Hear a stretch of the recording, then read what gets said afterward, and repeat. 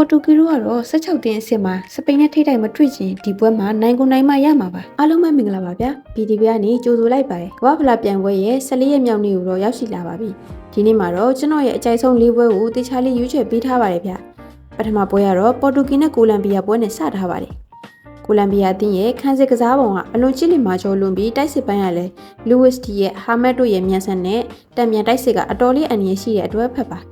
ရှင်းတဲ့ပွဲမှာလည်းခန်းစစ်ကတကိုးတဲသာခွင့်ပြုပေးထားရပြီး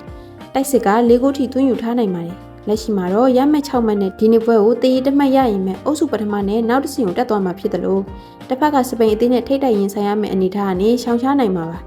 ပေါ်တူဂီတို့ကတော့ကွန်ဂိုအသင်းကိုမထင်မှတ်ဖက်တည်ကြခဲ့တာကြောင့်ရမှတ်၄မှတ်သာစုဆောင်းနိုင်ပြီး16တင်းအဆင့်မှာစပိန်နဲ့ထိတိုက်မတွေ့ချင်ဒီနေ့ပွဲကိုနိုင်ကိုနိုင်မှရမယ်ပွဲပါပြီးခဲ့တဲ့ပွဲမှာတိုက်စစ်က9ဂိုးထိသွင်းယူနိုင်ခဲ့ပေမဲ့ခန်းစစ်ပိုင်းကအတော်လေးအားနည်းနေသေးရကြောင်းဒီနေ့ပွဲမှာလည်းကိုလံဘီယာရဲ့လင်မြန်တဲ့တံမြန်တိုက်စစ်တွေကြောင့်ပေါ်တူဂီတို့ဒုက္ခရောက်အောင်ပဲပွဲပါကျွန်တော်ကတော့ဒီနေ့ပွဲမှာ2-1 1-2ဆိုတဲ့ရလဒ်မျိုးသာထင်တဲ့အတွက်ဒီပွဲမှာ3လုံးဆိုအပြည့်စားရမယ်ကိုပေါင်းကြီးမှာဂိုးဘော်တစ်ချောင်းလေးကိုပဲရွေးချယ်ထားပါတယ်ဗျနောက်တစ်ပွဲကတော့အင်္ဂလန်နဲ့ပနာမာပွဲပါ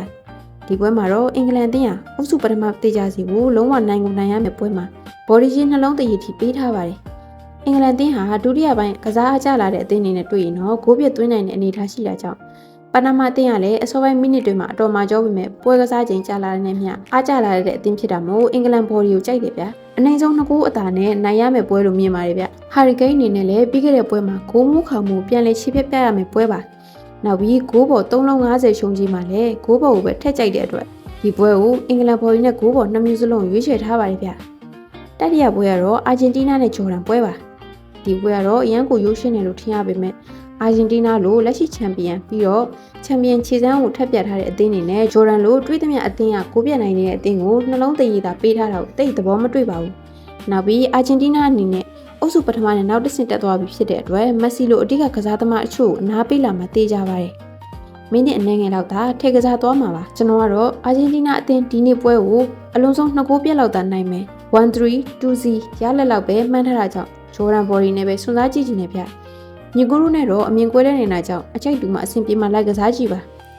နောက်ဆုံးပွဲကတော့အယ်ဂျီးရီးယားနဲ့ဩစတြီးယားပွဲပါဒီနေ့ပွဲကတော့အုပ်စုဒုတိယလူရမယ်ပွဲပါအယ်ဂျီးရီးယားအသင်းကလည်းမခေတဲ့အသင်းဆိုပေမဲ့ဩစတြီးယားရဲ့အုပ်စုဖွဲ့မှုခြေစွမ်းပိုင်းကိုလည်းရှင်ပြိုင်နိုင်မှုခက်ခဲအောင်ပါဒီနေ့ပွဲကလည်းမနေ့ကကစားခဲ့တဲ့ပါရာဂွေးနဲ့ဩစတြေးလျပွဲလိုမျိုးဂိုးပေါင်းကြီးနှလုံးဆိုရင်ပြား90စားရမယ့်အနေအထားမှာဒီနေ့ပွဲမှာလည်းတည်ရတာမှမဟုတ်ဩစတြီးယားတို့ကပဲနိုင်သွားဖို့အနေအထားတွေရှိရကြောင်းတည်ရဆိုပြား90ရှုံးမဲ့ဩစတြီးယားဘော်ဒီနဲ့ပဲစွန့်စားကြည့်ကြပါရဗျပြား90တို့ရင်းရမှာမို့အကြိုက်တူမှလိုက်ကစားစီချင်ပါတယ်